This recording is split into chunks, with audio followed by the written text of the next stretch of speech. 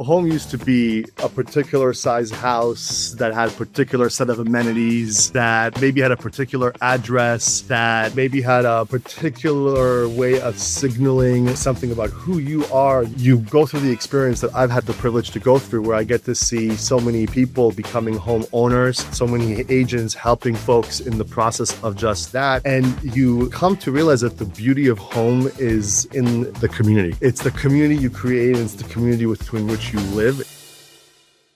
But this is my house, Mommy. The one I asked Mr. Kringle for. It is. I know it is. Welcome to The Pursuit of Home, coming to you from New York City. This is real people buying real estate and their unique journey to get there. We share the tips, tricks, and frameworks to help you navigate the bumps in the road that you won't see on reality TV or social media, and which no one has talked about until now.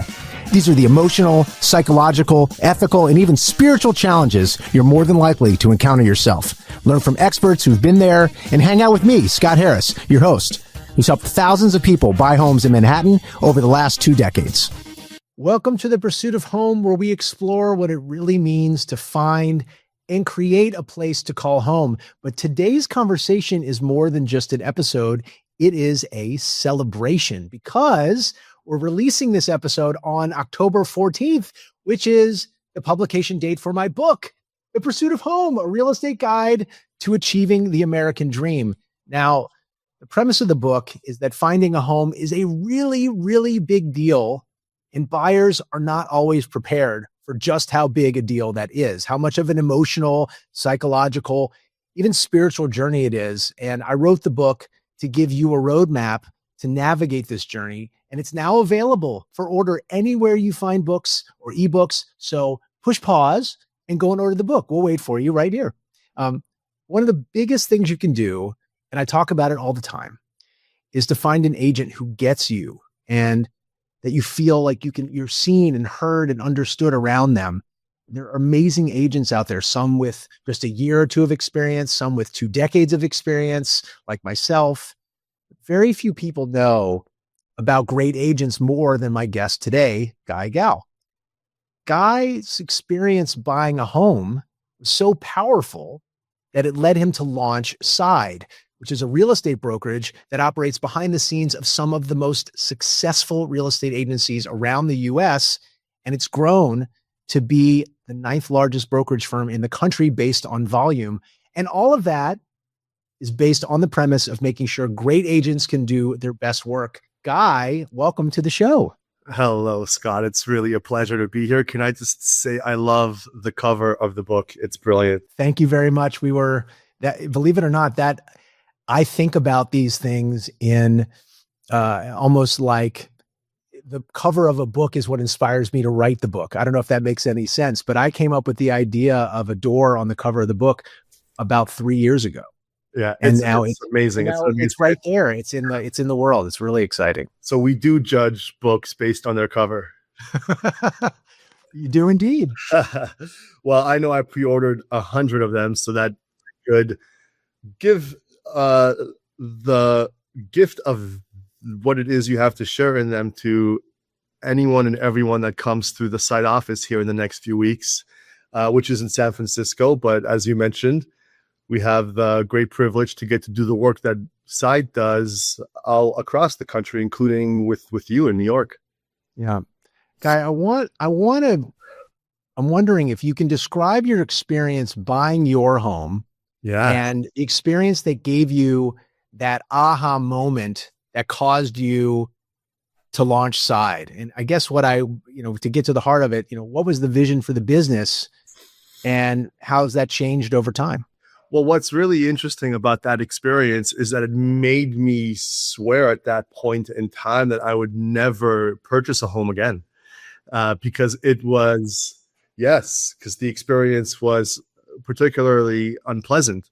And it wasn't until many years after the fact that, in contrast to that experience, another experience that I had going through a home purchase that gave me the insight to see that not all agents are created equal. So the very first time that I sold, or rather went through the purchase of a home, I worked with an agent who, this being my first time buying a home, presented in such a way that I thought they were very experienced. And it wasn't until several years later that I realized and found out that the experience they were representing was that of their entire real estate office, but that they as an individual had not had much experience helping people through that process. And because I did not have a lot of experience helping folks through that process, there was a lot that happened in my experience that left me with a lot of knowledge gaps and a great deal of misunderstanding when it came to what I was actually doing and how I was doing it. And it was very much at that point that I said, I will never own anything again. I'll never buy a home again. I'll just rent for the rest of my life. And then several years later, I helped my parents through a buy-side transaction, and the agent that they worked with was an agent who I went to high school with, who was not an agent at the time when I went to high school with them. But we had a close relationship because of that. And seeing how it is that they were able to help my parents through that experience, an experience I was very much involved in, that stood in such stark contrast to the one I had before, made me ask myself, why was it so different? And why was it so inconsistent? And I came to learn from that agent that it's the agent that creates the experience, not the brokerage, and that the agent's experience is what translates into yours. And, what it is that they know, what it is that they've seen.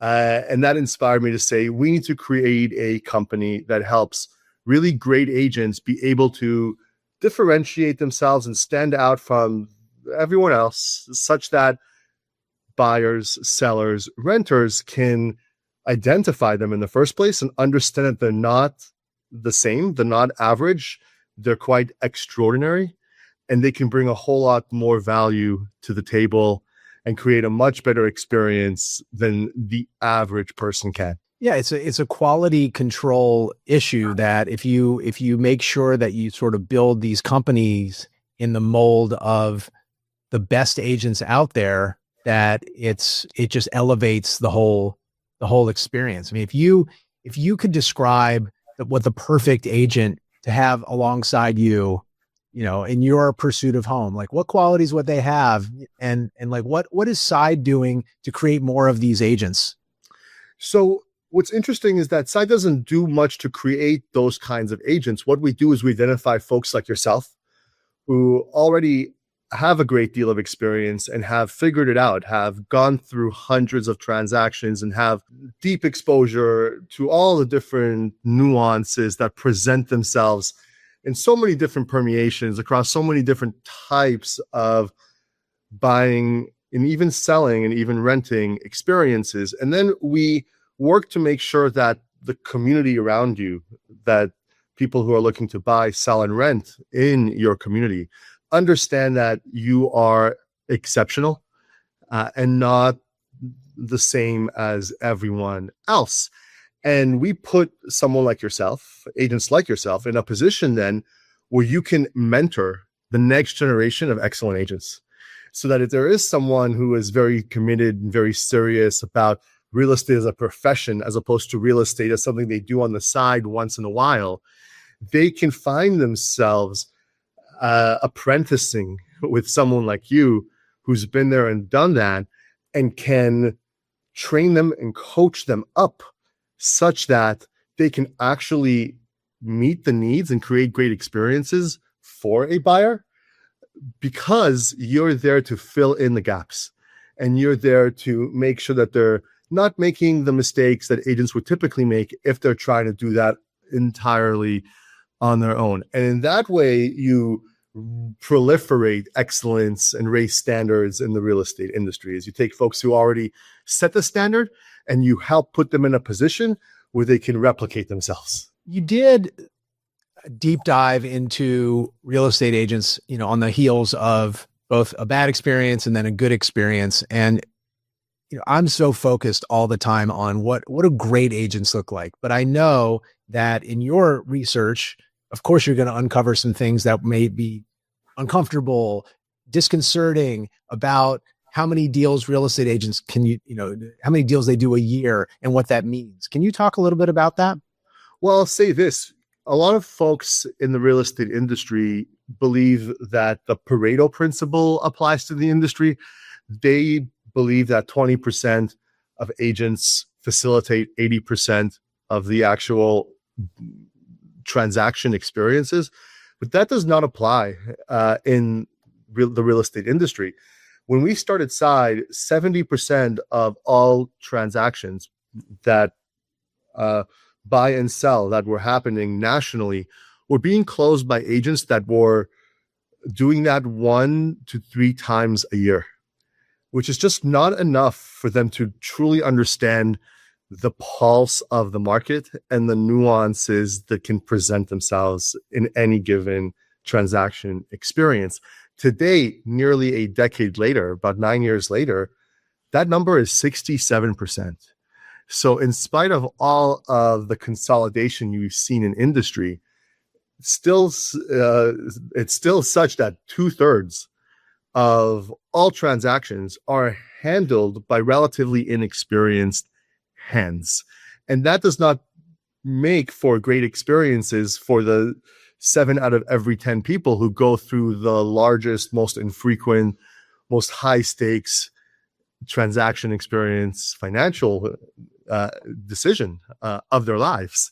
And so it really behooves Side, and is at the heart of our mission, to work very diligently to help more buyers, in particular, of course, people who are selling and renting as well, to find themselves in the hands of people like yourself who do this 3 to 4 times a month or more, as opposed to 1 to 3 times a year. There is a lot less of a trade-off when you're working with somebody that deals in a high frequency of transactions than there is when you deal with somebody who deals in very few, which is to say that maybe conventional wisdom would suggest or imply that, well, if Scott's closing 3 or 4 or 5, 6 or 6 deals a month, if he's helping that many people through those many experiences each and every month, maybe he doesn't have the capacity for me or the time for me to truly get into the weeds with me and walk me through all of the things that I need to be walked through. But even though that might seem like the conventional wisdom and it may seem counterintuitive, it's quite the opposite. The fact that your thumb is so on the pulse, your finger is so on the pulse, that you are very much in the day-to-day of what's happening moment by moment, hour by hour in the community, in the market, is what makes you such an amazing person to have by someone's side when they're going through that experience. And then, of course, you put people around you to help you make sure that everything you're doing is really organized. Yeah, I want to just touch on, in my book, what I realized also, just to add to what you're saying, that 70% of all these transactions, maybe now it's 67%, 2/3 of all transactions are handled by agents that do so few deals a year. When? On top of that, what we realized is that if you break it out by how many agents are new to the business, the chances that you are engaging at an open house with an agent that has only been in the business for 2 years or less, you have a 1 in 6 chance.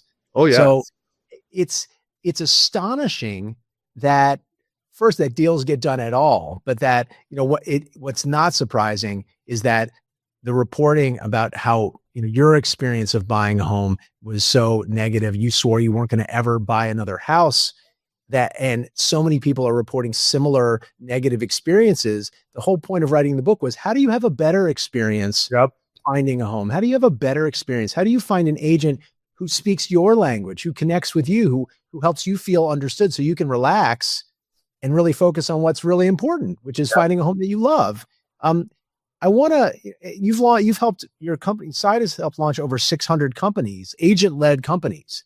What have you learned about what great agents are focused on? Because I know the motivation's about a lot more than commission. Are there certain kind of traits that you look for, or that you find that agents that are kind of excel and become great? Are there certain elements that you're like, I know this person is going to be successful launching their own company and they're going to ultimately have, help more people? What do you find? What do you look for? You very much hit the nail on the head that the most successful agents rarely keep track or even realize how many people they're helping. They're so in the flow of that practice. They're so devoted to their profession. That's what motivates them more than anything else does, is helping people. So I often say that a great agent is a fiduciary in that they will never, and we see this show up all the time with agents like yourself, a great agent will never mortgage the future, theirs or their clients, for gains in the present. And what that means, the way that shows up on the buy side in particular, is that they'll go and show you 40 homes, knowing that they can convince you without much trouble at all into that very first home that you see. They have that power, but from that power, they derive a great deal of responsibility, where they should say, I can tell this is not exactly what's going to satisfy what you're looking for. You're not going to love this home. And even if it means that we're going to go out and see 40 more of them, that's exactly what we're going to do. We're going to get it right. We're not going to cut corners. We're not going to compromise what it is that is going to satisfy your need. That is how agents become really excellent and really high volume in the first place, is they don't cut corners and they don't compromise integrity. They have a deep understanding of what the buyer genuinely is looking for and wants. They have a sincerity about how much it is that they care to make sure that the experience they have and the result they have is an excellent one. And they're committed to seeing that through, even if it means that it's a whole lot more of their time, a whole lot more of their energy. They are there for it. And what I find in agents that aren't necessarily very successful is that they're constantly mortgaging their future and the future prospects or the experience of their client for gains in the present. They would rather get you into the first house that you see. They're there to sell you on it as opposed to actually consult you through it. Yeah, I call that kind of a transactional mindset versus a relationship or a relational mindset. I think that it's a huge distinction. You use the word caring. I think that also becomes kind of the way that we're looking for agents. And what I recommend to the readers of my book, that if you find someone and you feel that they care about you, and I give people like a laundry list of questions that they can ask to kind of look inside and speak to their spouse, like, how do we feel around this person? Because what happens is you start working with the go-to person in the market, but they've been doing this for so long, they have their assistant do it and they don't really have their eye on the ball. And so sometimes it becomes transactional and you can feel it. And you're like, something doesn't feel right. And they can't relax. They can't trust the process. And the outcome is not as good. I want to talk about agents a little bit. And I want to go behind the scenes, because this is, you've helped over 600 companies. Side has helped over 600 companies launch. A lot of agents spend time kind of spelling out home buying, for their clients. Home buying is a way to build equity, yet working at a big box brokerage firm almost never allows agents to build equity, right? They can't practice what they preach. So they go and build equity through real estate investing, other businesses, side hustles, whatever. They have to become real estate investors instead of building their own business. And Side is sort of allowed for agents to design, build companies that are different. What is the feedback been? Because it's really a new model of real estate. And how do you see it fitting into the sort of broader context of business today?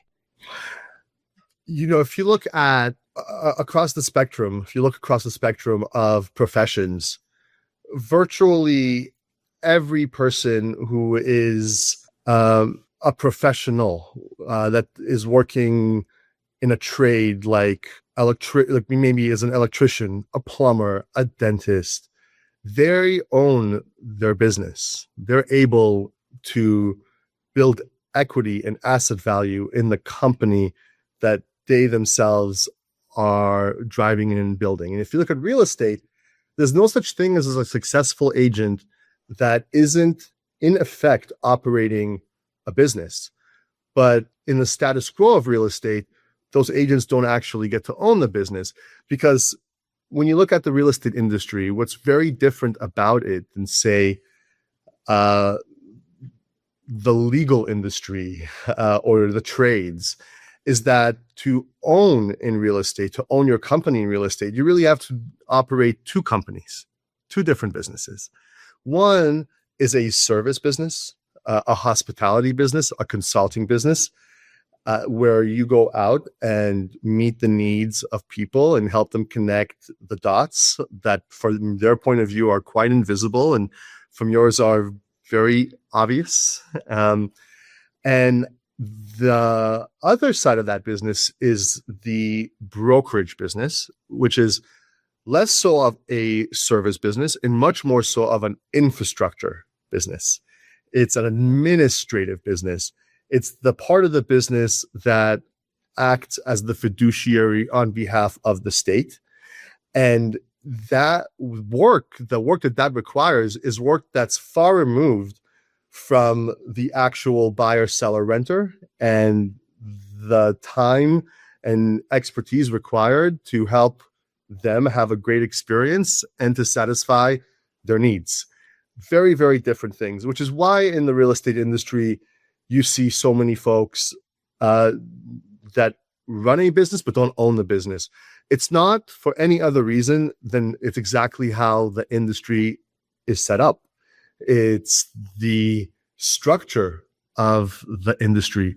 And in that way, you have a lot of entrepreneurs and a lot of business operators that don't get to practice what they preach or realize the value of all of their amazingly hard work and all of the care and time they invest in the profession.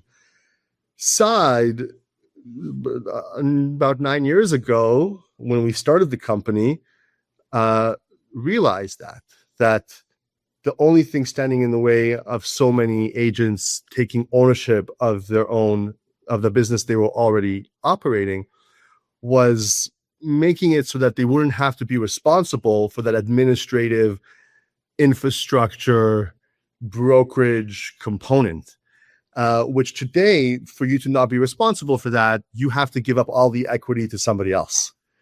And so we got to reimagine what a brokerage could look like that did not participate in the equity that the agent was creating and should be capturing for themselves. And that's why we became the world's first and today only invisible brokerage.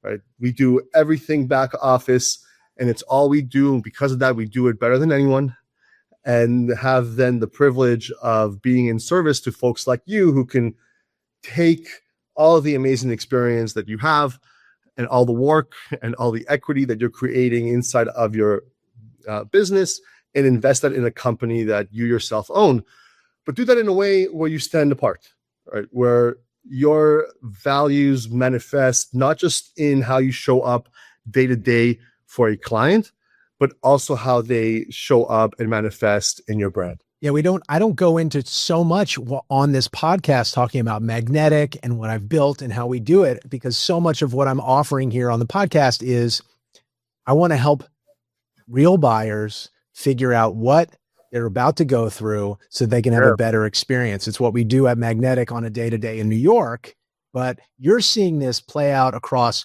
hundreds and hundreds of businesses, and 9-10 years down the road, obviously you're growing and growing.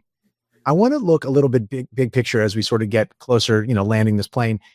You have a unique vantage point, right, on the industry's future. Do you have a sense that the trend is moving away from like transactional agent towards a more consultative or advisory role? And if so, I mean, I guess the question is, how do you feel it's going to benefit the consumer? Do you think that there's really an opening here? And how does it work at scale? Because you've got 600 companies now. How do you quality control, and how do you make sure that agents, not you, but how do you sort of embed this in the companies to make sure that buyers are having the best experience possible from your side? The best way to ensure that buyers have a great experience is to make sure they work with great agents. The thing that makes that difficult in the status quo of real estate is that you'll have thousands of agents in one particular city or community that all share the same brand. And of those thousands of agents, a very small fraction, a small minority will be the ones who are genuinely experienced. And because they look, sound, feel, and ultimately present in very similar ways to one another, because they're sharing that brand, it's very hard to tell them apart. And that's where buyers oftentimes end up working with agents who seem like they're quite experienced, but aren't very much at all. And so from my point of view, if you look at real estate historically, its golden age was pre-corporate consolidation, when every single community was being served by that local boutique office that was owned and operated by the people who actually showed up to help the client every single day. That pride of ownership, that deep care, the fact that they had skin in that game in a very direct way, aligned everyone's interests such that the experience was always more optimal and always more consistent. And then, of course, the invention of corporation presented itself maybe 75, 80 years ago.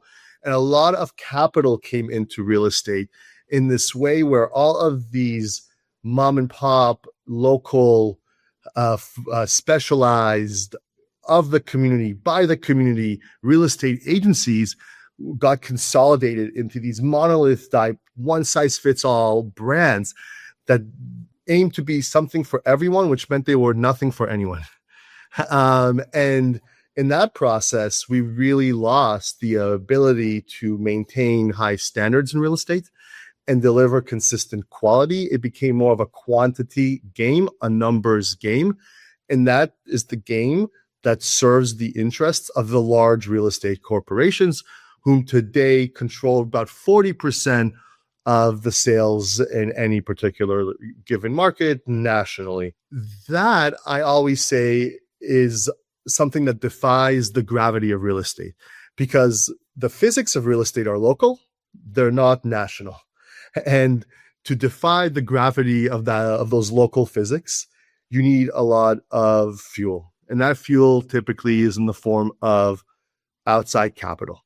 And so to the degree that you've got more of that to spend and consolidate more and acquire more and patch together different local agencies more, you can continue to defy that gravity for a certain amount of time. But at the end of the day, the physics of it are such that it always wants to come back to local. That's where it always is pulling back. It's always pulling back to local. So I say the past is boutique and so is the future. That's the best way to serve community, with folks that live in the community, care about the community, are of the community, or the community, and contribute to building the community, that invest in their community, time, care, money, which takes so many different forms. That is where we start. That is where we'll finish. And in between, there'll be some permutations and some forms that companies take that maybe aren't particularly aligned or natural, but those are what's transient, because they trade in quantity and in transaction. And what always endures, is relationship. Community, the framework of community, the format of community, the structure of community is a really enduring structure. And we always come back to that, even if at times we find ourselves departing from it. Amazing. I mean, I love the idea that, we had a model that worked. We had a boutique model where everybody operated. The way I like to put it is, whatever you do, are you comfortable with it being on the front page of the New York Times? Right? Exactly. And if you can say yes, then odds are you're going to handle your business with a great deal of integrity.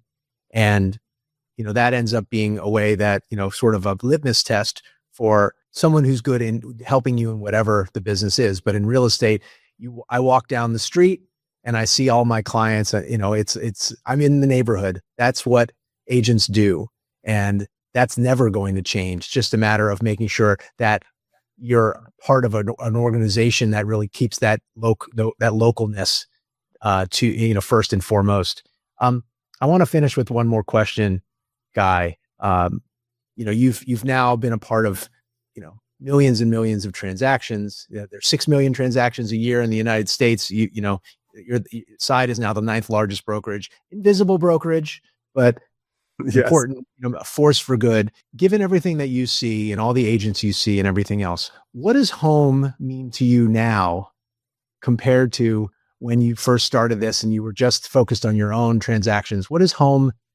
Has the meaning of home changed for you?